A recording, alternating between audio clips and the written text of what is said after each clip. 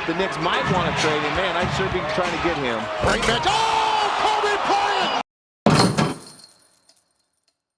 Legends taking on legends. Goats versus goats. What would it be like if the 72-10 Bulls took on the 73-9 Golden State Warriors? Steph versus MJ. Scotty versus Clay. Or maybe the three-peat Lakers versus 2013 Miami Heat. Shaq and Kobe, Bron and D-Wade. These would be all-out wars. Well, today's that day. Here are the NBA matchups we dream about. Let's start with the Bulls versus Warriors, because they have slowed down MJ. Draymond is elite, but MJ was obviously different. So short answer, no. MJ was just different. Had the complete package. Real question, how would the Warriors deal with it? Five have Steve Kerr on the floor for the first time. Michael fades and fires. It's plain to see. MJ had the complete arsenal. A subtle shake, dribble, then right into the fadeaway. How would Draymond hold up? I guess it's for y'all to decide. Let us know in the comments. Flash forward to 2016. It was the year Steph Curry peaked. Before he just peaked again back in 2022. He was the unanimous MVP, and he made 400 plus three-pointers in that single season. That's 1,200 points from three-point range. He was literally unguardable. Now the Bulls played lockdown defense during their run, but Steph is such a different animal. They do have a timeout. Decide not to use it. Curry, way downtown. Bang! Bang! Oh, what a shot from Curry! With 0.6 of a second remaining. The brilliant shooting of Stephen Curry continues.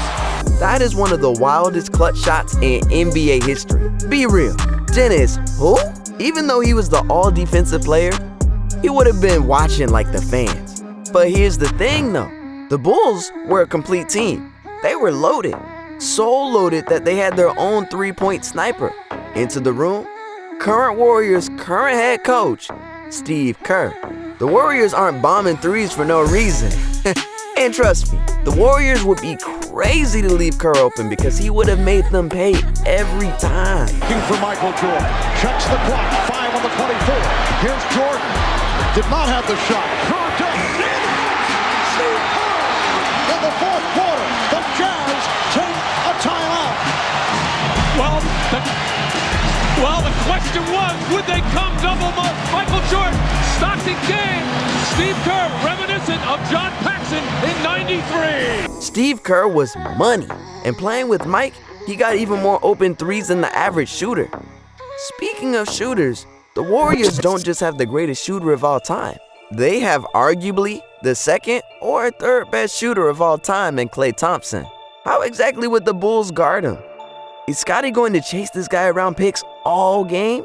Carolina lost the game as they keep doing, by the way. 4-8 now. Looking for Monte. Clay went to the three-point line and dropped in another one. Didn't choose to take it. Oh, Clay's feeling it now. Another three. I'll tell you a story about that in a second. Clay's three. There it is. Warriors are having fun. Clay for three. Good. Clay corner three. 60. Clay literally had 60 points in 29 minutes. That's insane. But what's even crazier is that he only dribbled the ball 11 times. Scotty was great on ball, and he is the all-time NBA steals leader. But I think it's pretty tough to steal the ball from a guy who shoots it as soon as he catches it.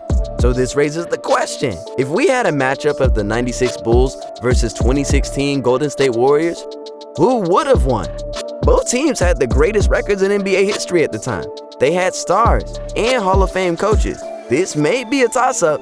In a best of 7, who wins? While you think about that, let's jump into our next matchup. The Shaq and Kobe Lakers versus the 2013 Miami Heat. Afro Kobe and peak Bron. Prime Shaq and smooth D-Wade. This would have been a movie. And Shaq, let's be honest, he's probably the most unstoppable force the game has ever seen. And right next to him, Afro Kobe, who still had crazy bunnies, combined with an unlimited offensive arsenal? please. Shot, they have not been a good three-point shooting team during the season and during most of the postseason. And Kobe Bryant with his first field goal. Who on the Heat can guard this? Kobe would have had his way. Crazy bad. But on the flip side, how would they have guarded LeBron in the post? Kobe was elite defensively, but LBJ was like a 250-pound cheat code. We all know LBJ was crazy athletic, but don't sleep on his post game because you may get embarrassed. Wade trying to get free. Allen is on LeBron James, wants to post him up on the mismatch. Shot clock down to 3. Difficult shot from James, gets it to go. The Game 5 in Boston was legendary. Bron was dialed in that night and he basically beat the Celtics by himself. No shade to D-Wade and Chris Bosh. Thing is, it felt like Shaq could also beat a team solo anytime he wanted. What was Miami going to do against the NBA's Hulk? He broke backboards and ended careers. The Lakers have 2. Bryant to Shaq!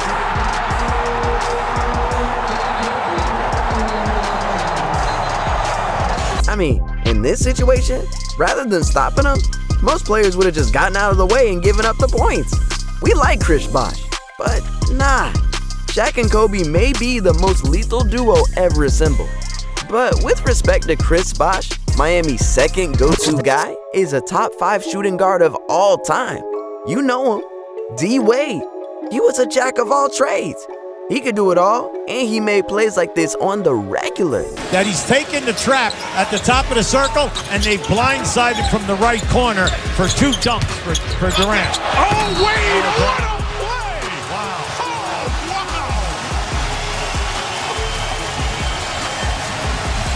wow! I need to see that again because I don't believe what he did. Wow, watch the extension of the body. How about that? Now that's a great move. The building was standing and in true appreciation. Stop it, D-Wade. Drive baseline, spin back left, and the 2-hand punch. Now I know Kendrick Perkins ain't Shaq, but he ain't no little guy either. Not to mention D-Wade had Serge Ibaka, one of the best shot blockers at the time, completely out of the picture. This matchup would be really tough to call. The Shaq-Kobe Lakers and the Bulls are the only teams of the modern era to three-peat. That shows you how complete those Lakers teams were. At the same time, you had LeBron James, arguably the greatest player ever, along with D-Wade, another top 5 shooting guard ever. This would have been a legendary battle. But let's move to our final matchup. The championship Spurs versus the 2023 NBA champion Nuggets. A battle between the league's most unassuming superstars ever. Tim Duncan, aka Mr. Fundamental, and the Joker, Nikola Jokic. This would have been one of the greatest battle of the big man clashes in NBA history. The 2 superstars for both teams have 2 regular season MVPs and also great supporting players. Let's start with Tim Duncan. He's widely considered the greatest power forward of all time. And with plays like this, it's hard to argue. And now Tim driving on Kenyon Martin and got it. Will take another and he knocks it in. Jefferson, nice feed inside to Wood. Wanted it to get it to Duncan so badly, waited until he fell down and not from out there he won't. And Duncan got another. Who faces Mutombo. Duncan scores him in. Up and under, blocked by Duncan. The man was 2 blocks away from a quadruple double. It's almost not even fair. I like Joker and the whole Nugget squad, but ain't nobody guarding Timmy. Having said that, Nikola Jokic made a strong case that he's the best player in the world in 2023. I mean, how many big men have this arsenal? Help. Shot clock at 4. Jokic has to put it up. Falling away, puts it up. Bang! Jokic knocks it down. His foot was on the line. A 2-pointer. What a shot. They're going to look at this to make sure. That looks like he's behind the line. Yep. They counted it as a 2. That one-legged step back is so lethal because he's already shooting behind his head. We know that Tim Duncan was an elite defender, but he did most of his damage in the paint. Jokic actually has the offensive skill set to attack him from the outside. Now, while you have the two main stars battling it out, the co-stars were super lethal too. Enter Tony Parker, one of the quickest and fastest point guards ever to play the game. Staying in front of him was virtually impossible.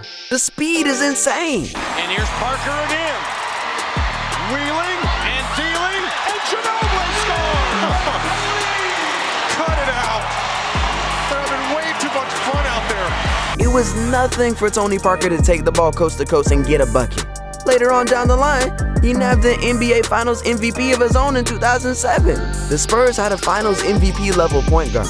But let's not forget the Nuggets' secret weapon, Jamal Murray. When you think of buckets, think of Jamal Murray. He's essentially the modern score-first point guard in today's league, and his bag is deep. This is so light. Murray already 8 points here in the fourth quarter. Finds Jokic. Back to Murray. Shot clock winding down. Puts up a three. Bang! Jamal Murray once again from downtown. You see it? Thing is, when Jamal Murray gets hot, he's unguardable. It's lights out. Honestly, the way we see it, this is another toss-up. 2 superstar MVP big men with 2 co-stars who have the ability to be deadly in the finals. It's so hard to choose. But what do you guys think? Let us know in the comments. We appreciate you guys for watching the video. Please like and subscribe, and let us know of your dream matchup. Maybe we'll do a video on it. Later.